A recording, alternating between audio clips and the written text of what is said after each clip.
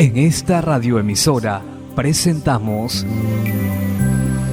Llaves para vivir con éxito, a cargo del internacionalmente conocido maestro de la Biblia y escritor Derek Prince, quien comparte su experiencia personal y ministerio cristiano en Llaves para vivir con éxito.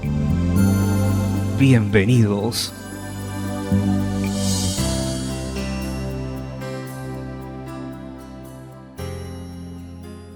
Llaves para vivir con éxito presentan Seguro en la elección de Dios 2, parte 5. Me alegro de estar nuevamente con usted al llegar al final de esta semana. Hoy continuaré y completaré el tema que hemos estado estudiando esta semana, Seguro en la elección de Dios. Confío en que lo haya encontrado útil e inspirador. Durante las 2 últimas semanas hemos seguido el plan de Dios para nuestras vidas desde la eternidad, en el tiempo y en la eternidad nuevamente. Hemos visto que este plan se desarrolla en 7 etapas sucesivas. Hemos visto hasta ahora las primeras 6 etapas. Las repasaré brevemente. Las primeras 3 etapas están en la eternidad, antes de que el tiempo empezara. Primera, Dios nos conoció desde antes. Segunda, Él nos escogió. Tercera, Él nos predestinó. La cuarta etapa emerge de la eternidad al tiempo. Dios nos llamó y cuando respondemos positivamente al llamamiento de Dios, entonces tenemos la quinta etapa. Dios nos salvó. Y luego la sexta etapa. Después de ser salvos, somos justificados. Expliqué esa etapa ayer. Hoy estudiaremos la séptima y última etapa. Glorificados. Porque Pablo dice, y a los que Dios justificó, a esos también glorificó. Él no se detiene cuando Dios nos salvó, no se detiene cuando Dios nos justificó, sino que sigue con el hecho de que Dios nos glorificó. Es muy importante notar que todas estas están en el tiempo pasado. ¿Usted cree que Dios lo salvó? Eso está bien. Usted también puede creer con base en las mismas escrituras que Dios lo justificó. Si usted puede creer en eso, entonces con base en las mismas estructuras, puede creer que Dios lo glorificó.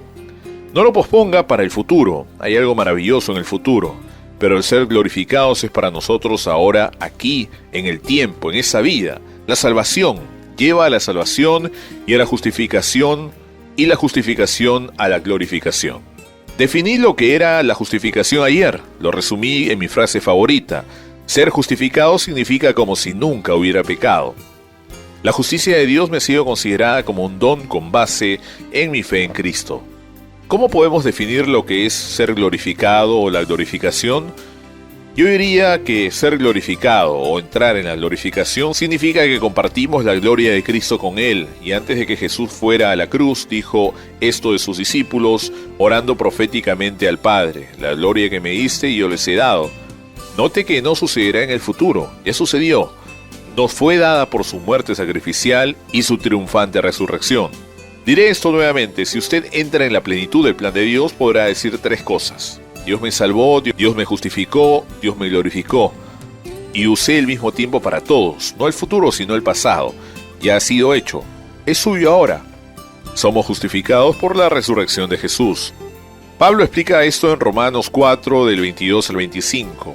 Habla acerca del cómo Abraham creyó a Dios y la Escritura dice, le fue contado por justicia.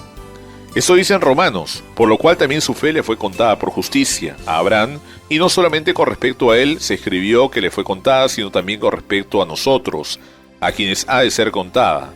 Esto es a los que creemos en el que levantó de los muertos a Jesús, Señor nuestro, el cual fue entregado por nuestras transgresiones y resucitado para nuestra justificación. Jesús murió para pagar el castigo de nuestros pecados, pero cuando resucitó de los muertos fue para darnos la justificación. Cuando Dios levantó a Jesús de los muertos, invirtió los veredictos de 2 cortes humanas, una corte secular romana y una corte religiosa judía. Ambas habían declarado a Jesús merecedor de la muerte y se encargaban de ejecutarlo. Pero al tercer día, cuando la piedra fue removida, cuando Dios resucitó a Jesús de los muertos y lo sacó de la tumba, Dios invirtió aquellos 2 veredictos humanos y en efecto dijo, ciertamente ese es mi Hijo, Él es el Mesías prometido. No hay pecado en Él, Él es justo. Él no puede ser atado por las cadenas de la muerte. Así que la resurrección reivindicó la justicia de Jesús, pero también reivindica nuestra justicia, porque nuestra culpa fue depositada en Jesús y Él murió por ella. Pero cuando creemos en Él, entonces su justicia es depositada en nosotros, y porque Él fue reivindicado por la resurrección, nosotros también somos reivindicados, justificados, absueltos por su resurrección. Pero Dios no se detiene con nosotros en la resurrección, nos lleva más allá de la resurrección, a la ascensión, para lo que no somos solo justificados, somos glorificados. Diré otra vez esto, somos justificados por la resurrección de Jesús y somos glorificados por la ascensión de Jesús. Pablo dice esto muy claramente en Efesios del 4 al 6. Pero Dios, que es rico en misericordia por su gran amor con que nos amó, aun estando nosotros muertos en pecado, nos dio vida juntamente con Cristo. Por gracia sois salvos, y juntamente con Él nos resucitó, y asimismo nos hizo sentar en los lugares celestiales con Cristo Jesús. Note que hay tres cosas que Dios hizo, todas en el tiempo pasado.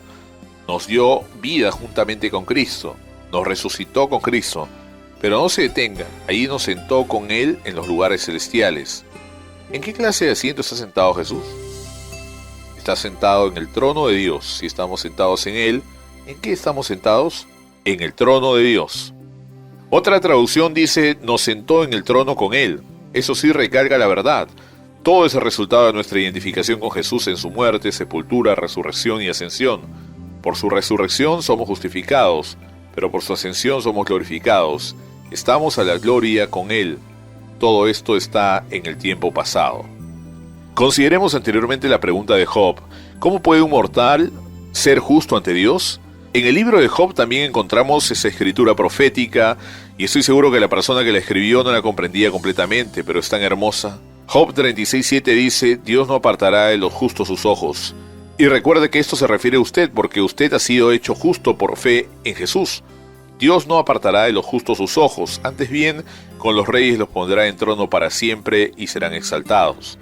¿No es eso hermoso? Eso no es solo la resurrección, es glorificación, es ser puesto en el trono. Esa es la sabiduría secreta y escondida de Dios. Pablo habla de ella en 1 Corintios 2:1 y 2. Así que hermanos, cuando fui a vosotros para anunciaros el testimonio de Dios, no fui con excelencia de palabras o de sabiduría, pues me propuse no saber entre vosotros cosa alguna, sino a Jesucristo y a este crucificado. Primero Pablo hizo a un lado todo conocimiento natural, humano, intelectual, académico. Luego dice, pero sí hay otro tipo de sabiduría en la que hablamos. En los versículos del 6 al 7, sin embargo hablamos de sabiduría entre los que han alcanzado madurez y sabiduría, no de este siglo ni de los príncipes de este siglo que perecen. Mas hablamos sabiduría de Dios en misterio, la sabiduría oculta. ¿No es esa una frase hermosa? Sabiduría de Dios en misterio. La sabiduría oculta, ¿no le gustaría conocerla? La cual Dios predestinó antes de los siglos para nuestra gloria. Note eso, antes de que empezara el tiempo Dios tenía este maravilloso plan de 7 etapas, y la etapa final era la glorificación. Pero viene por una sabiduría misteriosa y oculta de Dios. No viene por medio del entendimiento natural ni del aprendizaje en libros. ¿Viene por medio de qué? De la cruz, por el conocimiento de Jesucristo y de Él crucificado. La cruz es la única puerta para entrar a esta sabiduría misteriosa y escondida de Dios. La llave es la identificación. Jesús se identificó con nosotros en nuestra culpa y sufrió nuestro castigo. Luego creemos que nos identificamos con Él en su muerte, su sepultura, resurrección y ascensión, y cuando llegamos a la ascensión entramos a la gloria con Él. La finalidad de esa sabiduría es nuestra glorificación y se aplica a nuestras vidas aquí y ahora. Determina nuestras actividades y nuestra forma de vida. Cuando usted ve esto, vivirá una vida diferente. Pablo destaca esto a los Colosenses en el capítulo 3, del versículo 1 al 4. Si pues habéis resucitado con Cristo, buscad las cosas de arriba, donde está Cristo sentado a la diestra de Dios. Poned la mira en las cosas de arriba, no en las de la tierra, porque habéis muerto y vuestra vida está escondida con Cristo en Dios. ¿Recuerda que le prometí un lugar de toda seguridad en Dios? Ese es. Usted murió cuando Jesús murió en la cruz. Eso terminó esa antigua vida pecaminosa. Ahora usted ha resucitado con Él y está sentado en el trono con Él. Su vida está escondida con Cristo en Dios. ¿Qué daño le puede ocurrir? ¿Qué mal lo puede alcanzar? ¿Qué puede hacer Satanás contra usted cuando se da cuenta que su vida está escondida con Cristo en Dios? Pablo continúa, cuando Cristo, vuestra vida, se manifieste, entonces vosotros también seréis manifestados con Él en gloria. Acepte esa verdad. Cristo es su vida. Esas 4 simples palabras pueden cambiar la manera en la que se enfrenta a la vida. Ese es el clímax del maravilloso plan de Dios. No se detenga antes de alcanzarlo, es un lugar de total seguridad. Nuestro tiempo de hoy ha terminado. Regresaré la próxima semana, de lunes a viernes a la misma hora, para hablar de otro rico y emocionante tema de la palabra de Dios.